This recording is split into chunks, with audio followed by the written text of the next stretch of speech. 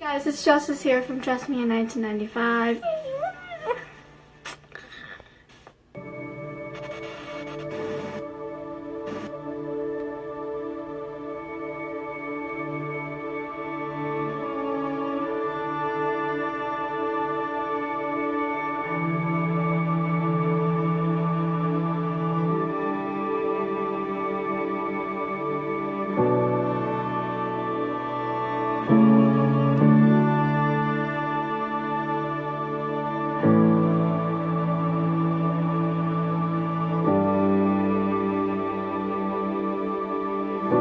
You call me out upon the waters, the great unknown, where feet may fail.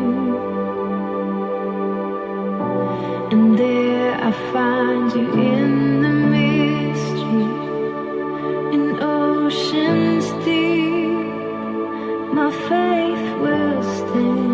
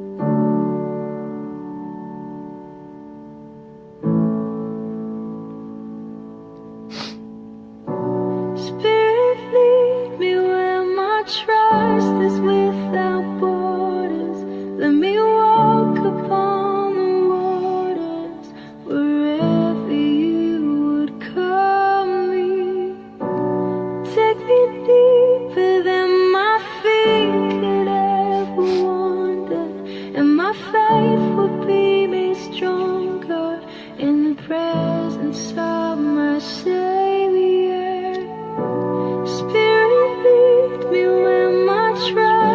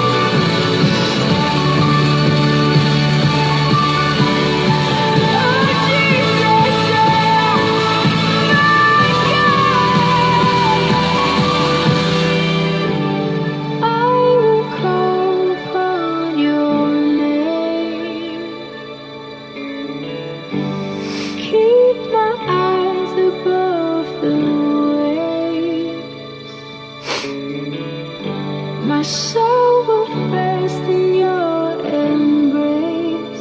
I am yours, and you are mine.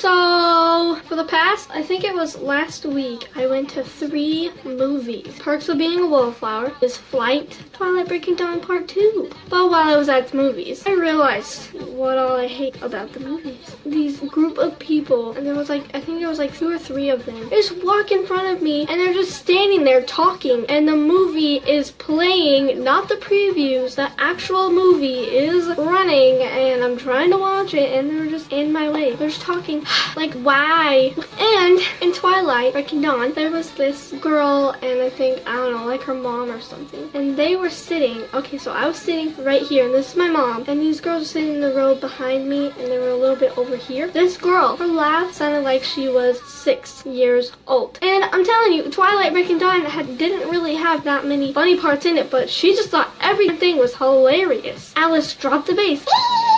Jasper gets up and goes to see what's wrong with Alice. It was so annoying. She just kept laughing after everything. And I get it that some people think that Twilight's retarded, but why would you spend your money to go to a theater just to make fun of it and laugh the entire time? For real, idiots. The whole freaking movie, I just, oh my god, like, I just wanted to turn around. So another thing is, when people get the theater food, and you know how, like, the candies and shit, they have wrappers on them, like, that is so annoying. The wrappers are so loud, they just distract me. And also, when I can hear the people eating, if I can hear you over the movie, over the surround sound that's all around me, then there's a problem. You need to calm down. You don't need to haul all that popcorn in your mouth. Fucking camel. I know some people that put their entire mouth over the thing. I can't, like, I'm ready. This is embarrassing. How do people even do that? It's like, what the? Hello, 7th grade. You guys remember when people used to wear their bracelets like all the way freaking down to their elbows? When you get out of 7th grade, you need to take your bracelets off. I swear, like, every 6 months I look back on my life and I'm like, what was wrong with me? What was I thinking? This is 10th grade now. Yay. I made these. Look what I can do.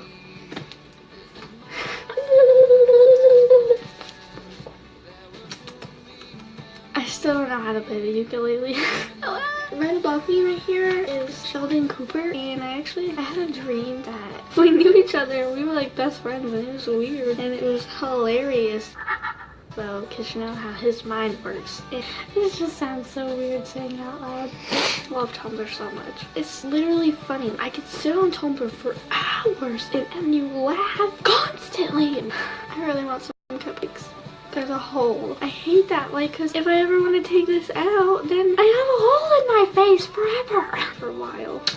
Have you ever had one of those times where you try to think of how we got here? Like, people on the earth? Like, how did the earth get here? Like, how did the earth get created? Like, how did the galaxy get created? It doesn't make any sense. Just thinking about it, I get so lost. It's like my brain is a galaxy and I just get lost in the galaxies. I mean, a lot of people think that God is the one that created everything, but who created God? If there really is a God up there, and I'm a Christian, you know, I believe that he really is up there, but if there really is a God up there, who created God? Like, that's what? It's just blown. Mind is on. What's life?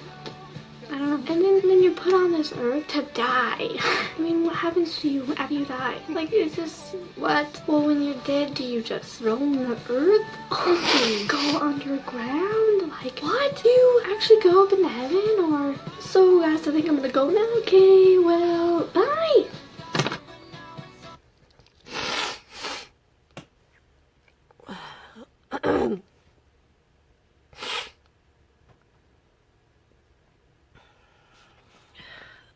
So there you have, that's Justis. Excuse me.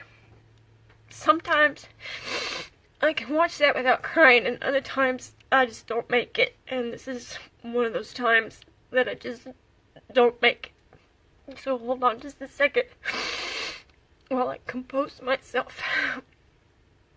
As you can see, she was an excellent videographer. She did that last part all by herself, and she has several YouTube channels, so I'm gonna plug it for her, because one of her main goals in her lifetime was to be a famous YouTuber, and so go check her out on JustMia 1995, JUSMIA 1995. And I'll tell you what, she's a little spunky firecracker, and you can see I had to edit out a few of her graphic language. Takes after her mama, I guess. So anyway, I miss her. I'll miss her a lot. And she's actually with me today because I've chosen to wear my Justis shirt today. And this is actually a t-shirt with her self-portrait on it. And this is her lanyard that she wore every day to school with her keys on it. And it actually hangs with the rest of my keys. And it was just interesting because last week my husband was like, whose keys are these? I was like, hon, take a really good look at that lanyard and tell me whose those belong to. But I get reminded every day when I go out because it's there. And I'm wearing her jacket, as you could tell by her video and lots of her pictures. And it even has the frayed cuff. And so whenever I miss her, I put it on and it still smells like her. So that's awesome. So anyhow, she's my youngest child, and she went to live with Jesus October 23rd of 2013. She was 17 years old, and she was just a little over a month before her 18th birthday, and a senior in high school.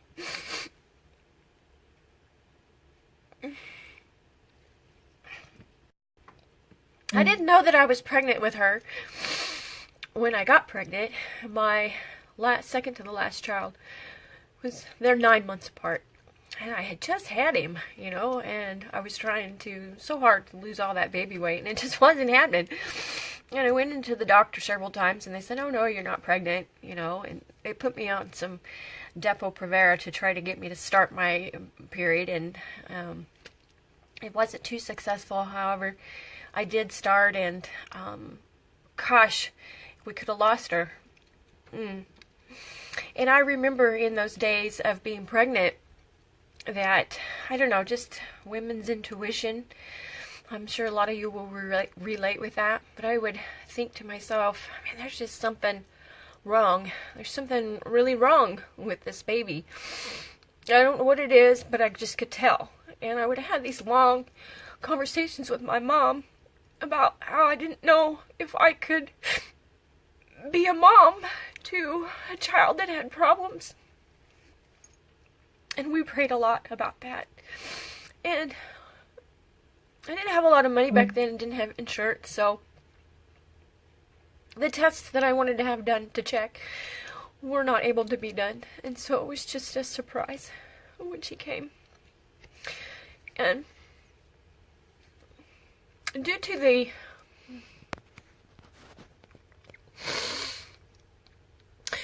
nature of the business that my husband was in at the time, it was very scary, and we had a lot of people threatening our lives and were after us on a regular basis. And so we skipped state and we went to visit his relatives in Florida, and it was just supposed to be a visit. Justis wasn't actually due until like February. And so while we were there, I went into labor, and it was a freaky kind of situation because here I am having an early baby, and this would have been my third premature child. And we go into the hospital, and they do the, they don't know me from Adam, I don't know them from Adam, and they're asking me all these questions, and how was your pregnancy, and were you on drugs, and what kind of things did you do, blah blah blah blah blah. Anyway, so I have her, and she was born kind of flat. It's hard to explain, and I knew there was something wrong by the looks on the faces of the doctors and the nurses. And when the air hit her, she kind of blew up like a balloon. Her body just started swelling, and the nurses grabbed her away, and I didn't even get to see her. And one of the nurses turned around, and she was just absolutely horror-stricken. And she says, "I thought you said you weren't on drugs. And how dare you lie to me like that?" And I was just, what? Because I wasn't on drugs. And they whisked my baby girl away. And they did tell me it was a girl. And took her off somewhere, and I didn't get to see her for a very, very long time. And here I am, just frantic in my hospital room. And I just remember I tore everything off, and I got up out of my bed, and I was like, "Give me that wheelchair." And her daddy brought it over, and I got in, and we were going to wheel down, and the doctor comes in, he's like, "Where do you think you're going?" I'm like, "I'm going to go find my baby girl. You need to bring her to me." And he said, "I am sorry to tell you this, but you really don't want to see her. She's a monster." Can you believe that actually came out of his mouth? But it did. And I said, "Oh, excuse me. She's my daughter, and I want to see her, and I want to see her right now." And so it took me to her.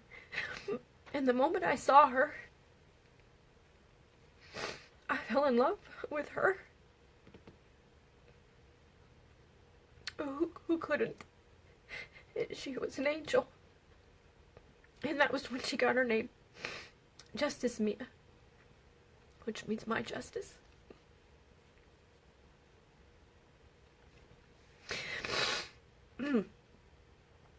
She was in the neonatal intensive care unit at St. Pete's All Children's Hospital for several months. Doctors really didn't know what was wrong with her, and the nurses in the unit didn't know her name. And they actually put a name up on her crib, and they called her Angel. So they used to call her Angel. And it just got fortunate for us that one of the specialists that was on the team for her had just been to a seminar up northeast. I don't remember where, New York or something like that. And it was all about these very rare syndromes. And one of them happened to be one that Justis had. And this doctor, because of that knowledge, just a few weeks prior to her birth, was able to appropriately diagnose her with KTW syndrome. And that's short for Klippel-Trenaunay-Weber syndrome. And I know that's a big mouthful to say, and it's even harder to spell, but trust me, I learned how to spell it. And it just rolls off the tongue now. Later, we did find out that she also has a second very rare syndrome called Proteus. And at that time in the world, KTW was so rare that there were only 100 reported cases in the entire world. And so again, we were very fortunate to get a specialist that worked with her, that knew what she had and had some knowledge, and helped us a lot. Kleppel-Trenaunay-Weber syndrome was founded by Dr. Kleppel and Dr. Weber, of course, the name. And I'm going to set this down because I'm shaking so much. So there we go. And Kleppel-Trenaunay-Weber syndrome is in layman's term, an overchaotic growth of muscle tissue and bone that involves vascular anomalies and web-like features in the digits. Proteus syndrome is a syndrome that divides your body down the middle, and one half of the body overgrows, and has a look kind of like elephantitis, so similar to the elephant man. The KTW syndrome is a kaleidoscope syndrome, and everyone that experiences that syndrome has a little bit of a different thing going on with them. It generally affects only 1 to 2 limbs or digits of the body. However, Justis's body was affected differently. Both of her legs from her hips down to her toes, all of her genitalia and her torso, her diaphragm, her spine, and her face and neck were also involved. The vascular anomalies in KTW are called hemangiomas. And hemangiomas, in the way the doctor explained it in layman's terms, are these venous masses, like lumps, these balls. And the best way he could describe it was a rubber band ball of veins. So if you can picture in your mind a rubber band ball and all the bands that go around that ball, that's what Justis's veins had done. They had so many of them and had overgrown so much that they just curled up in these little balls, and they were all over her body, all up and down her legs, all through her torso and diaphragm and abdomen, and all up and down her spine. And they were very fragile and bled a lot internally. Any kind of bumps could cause them to break and bleed.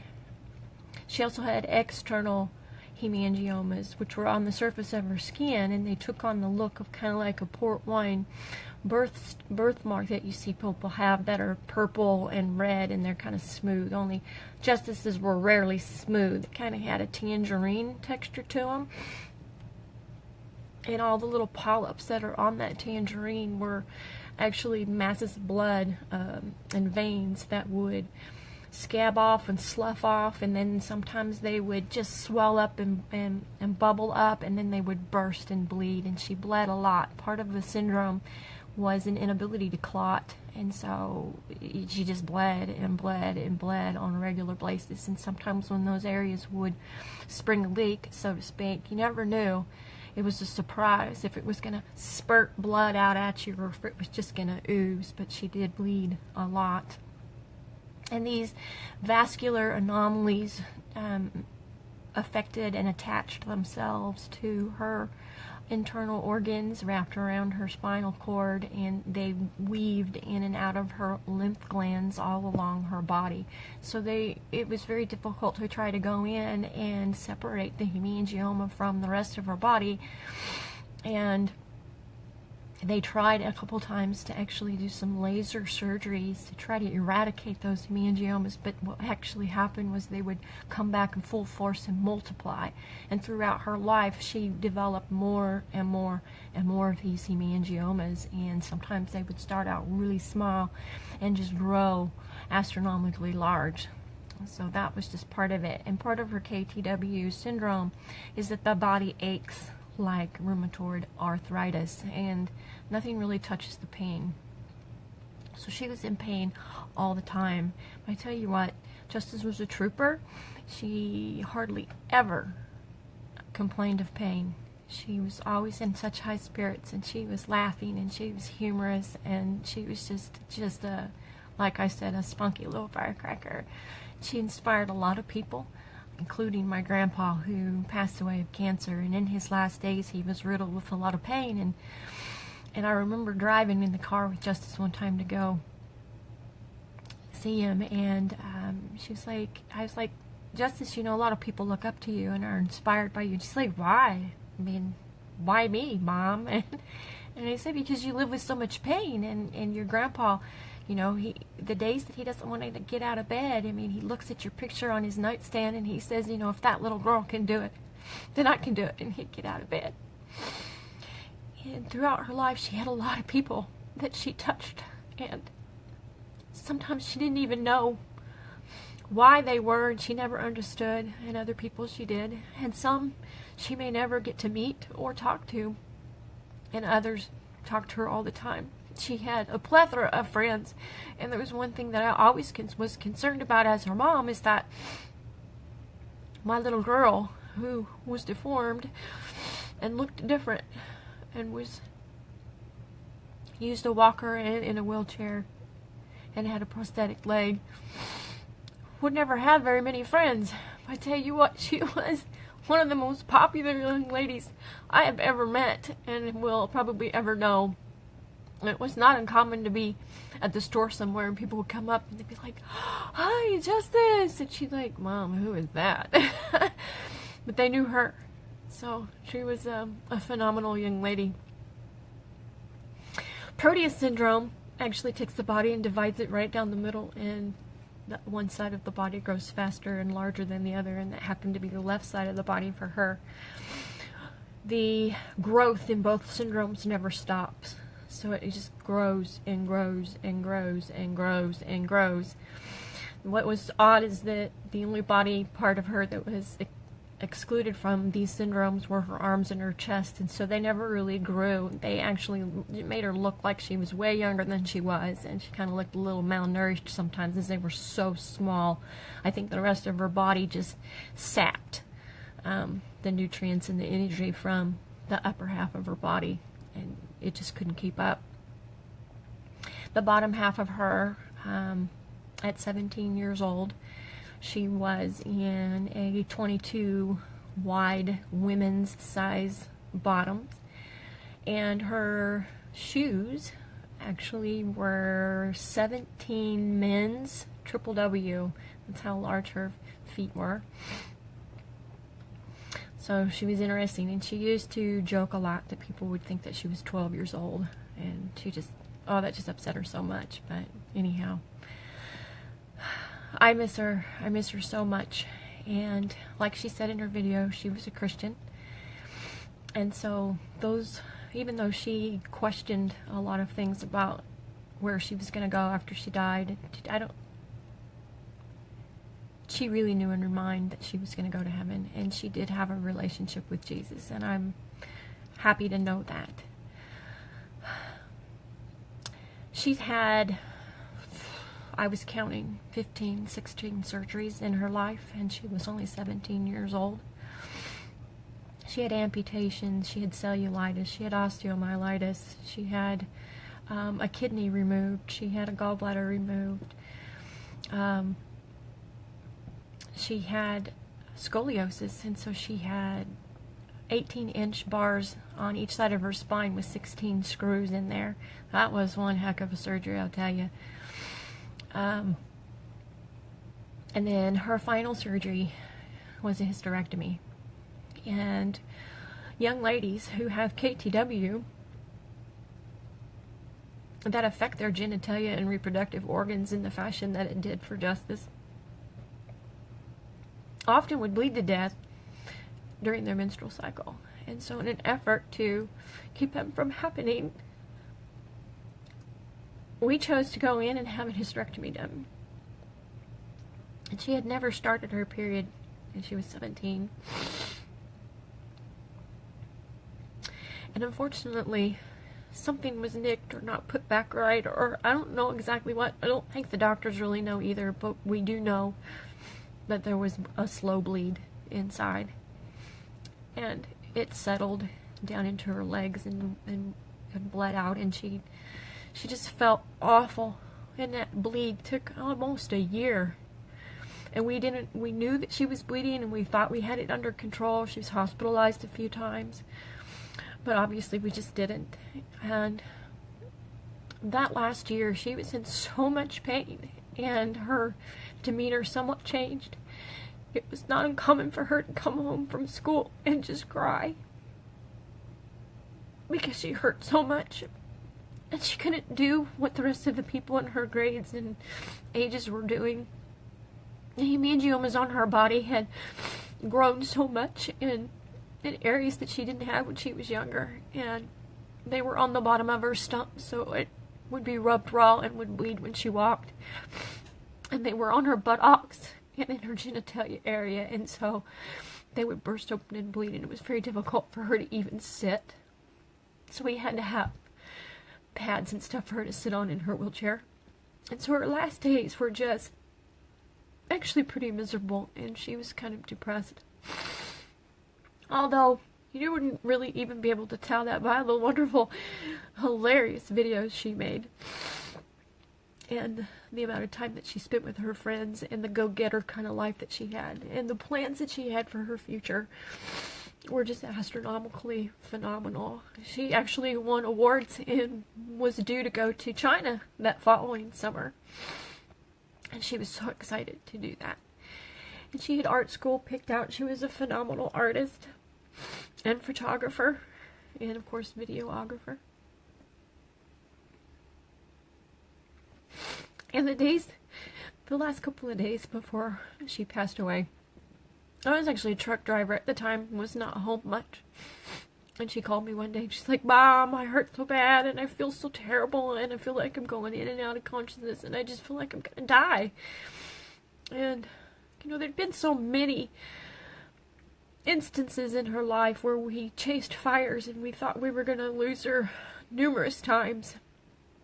And we always made it through, and she always made it through, and God always pulled her through, and so I just didn't really take her very seriously.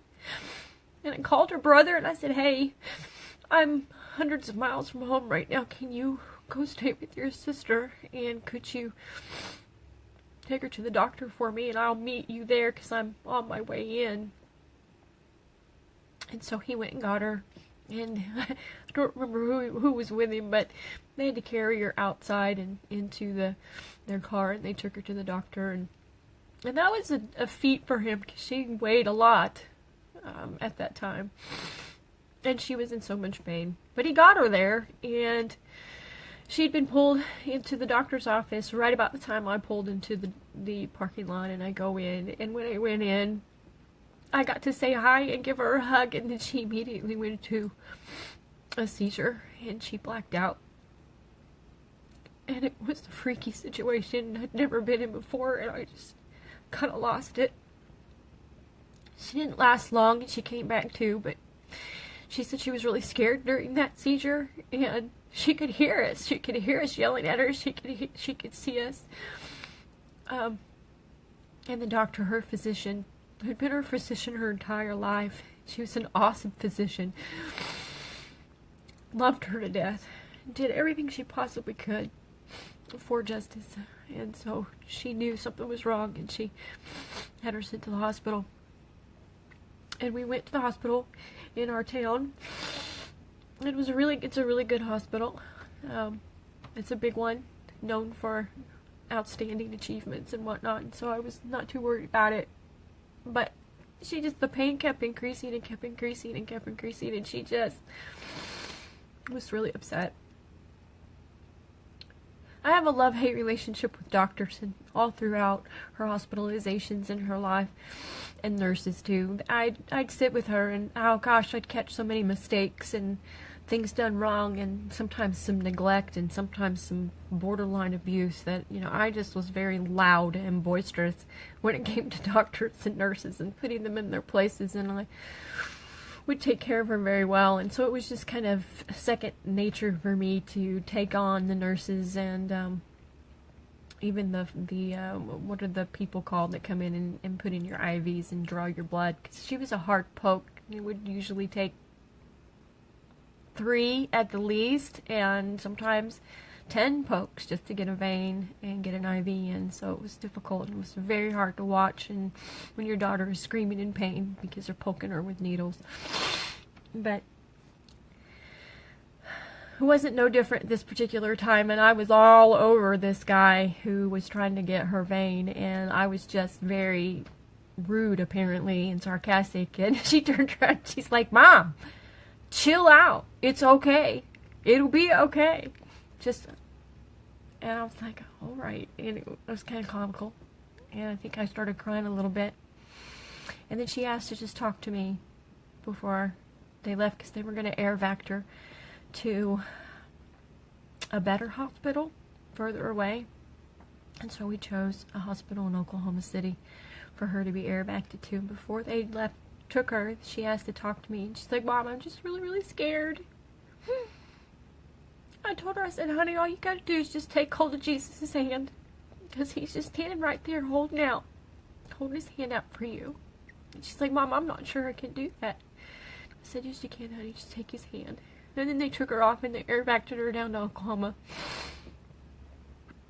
And my boyfriend at the time, who's my husband now, he just immediately dropped everything at work and he drove me down there.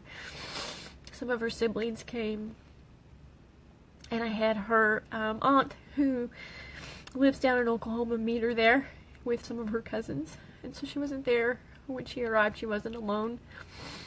And when we all got there, you know, the doctors are doing whatever they can, and she kept saying, "I can't breathe, and you need to hurry up. I'm gonna die. Something's going on." And they kept telling her, "It's okay, we'll take care of it." I don't really know how long we were there, but it seemed like they had everything under control, and we were going to go eat. And so we thought we'd go back in and tell her that we were going to go eat, and then we'd be right back. And it was in that moment that she coded. And it was my mom and myself and her dad. Not her biological dad, but her stepdad, who was actually dad to her. We were all in the room while they were trying to revive her. And they had just asked me, do we want to resuscitate? And so her dad and I had said, "Justis, do you want them to try to bring you back?" And she said, "Oh yeah, I'm not done living." But they couldn't bring her back. And so we were huddled in a corner and we were praying, and I was just saying, "Jesus, Jesus, Jesus," over and over and over. And I knew she was gone. It was very hard to deal with, and I just wanted to scream. I was haunted for a very long time after that about those very last moments and her words and what took place, and I just couldn't get it out of my mind and out of my head, and I kept blaming myself for not taking her serious, or maybe I could have done something more to help keep her alive. And it was just such a harrowing experience that I finally hit my knees in the shower and I was praying to God. I said, "You've got to take this away from me because I can't deal with it anymore." And he did. He took those nightmares away from me, and I was able to actually have some peace after that. It wasn't too long after that I had a dream, and I'm not one to put much stock into dreams, but this one was so real.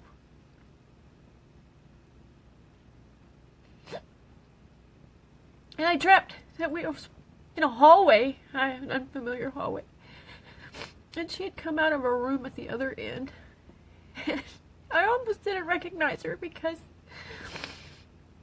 she didn't have any deformities anymore, and she had regular legs, and she was so happy and joyous, and she came dancing down that hallway, and she was laughing, and she grabbed a hold of my hands, and I was like crying, and I was like, "I'm so sorry, my baby girl, I'm so sorry." And she said, "Mama, I know you love me, and I know you took the best care of me you could, and you did all that you could, She says, it's okay. I'm okay. She said, let it go. And so I did.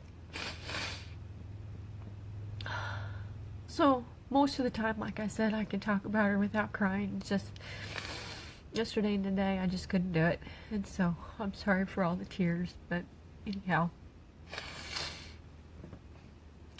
Justis was a wonderful, wonderful, wonderful gal, and I hope that you take the time to get to know her and her videos. I'm sure you'll laugh and be prepared for some graphic content, because she cussed a lot.